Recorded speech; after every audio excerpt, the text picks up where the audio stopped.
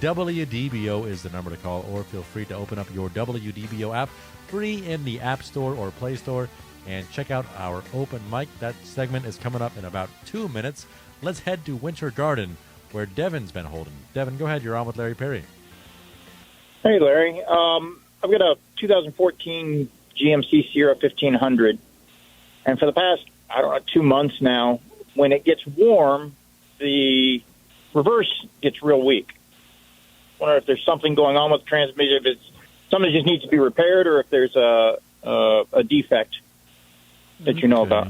Now, when you say it's, what do you mean it doesn't feel right? Or, I mean, is it slamming into reverse? Is it taking a long time to go in reverse? Is it slipping in reverse?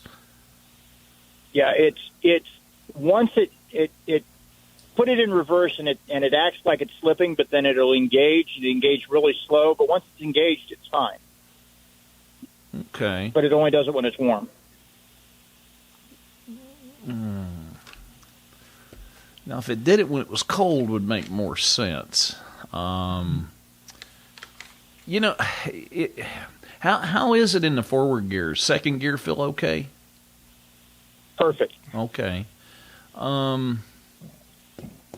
There is a reverse boost valve in the valve body that could be sticking.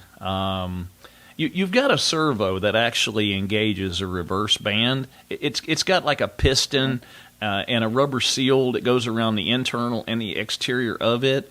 If there's a problem with that seal, I would expect it to leak fluid when it was cold, before the transmission got up to temperature. You see what I'm saying? Right. That would make more sense, and then it would heal itself basically once it got hot and expanded.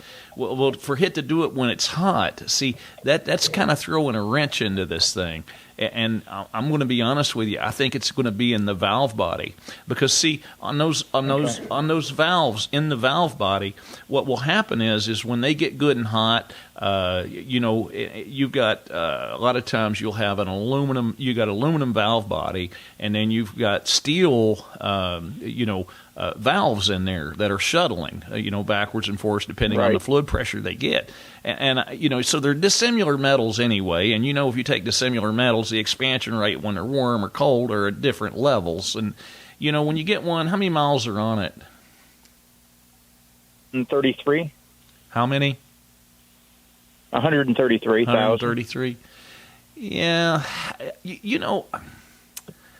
I don't know if I'm not an additive kind of guy. I really am not an additive kind of guy. Have you? When's the last time you had that transmission serviced? When I got it, 40,000 miles ago. Yeah. I'm just trying to think. It would be different if I didn't have a real strong gut feeling about a valve, the shuttle valve for the reverse in that valve body. I've got a real strong, sneaky suspicion that that's probably what's causing this, because it's really the only thing. Once it's in reverse, it's solid. It's not slipping. So, see, it's got to be a valve. It's got to be the valve in the valve body that's causing the problem. There's a couple ways a person could go about doing this. I'm pretty sure that it's valve body related.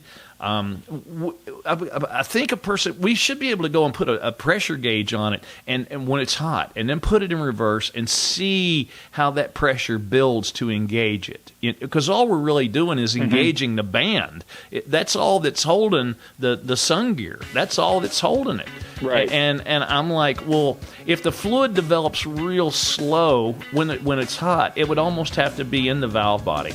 And you know what, Devin, it may be worth, if we pull the pan down, the pan's good and clean, it may be worth just putting a remanufactured valve body on this thing with all new solenoids in it and calling it a day. I would probably put a reverse servo piston seals on it as well. But, gives us something to think about anyway. I got to do a pressure test on it to really see 100% exactly what's going on. Thanks for your call. I hope it gives you a little bit of hope. Maybe you don't have to build a whole transmission. This is WDBO. WDBO. 107.3.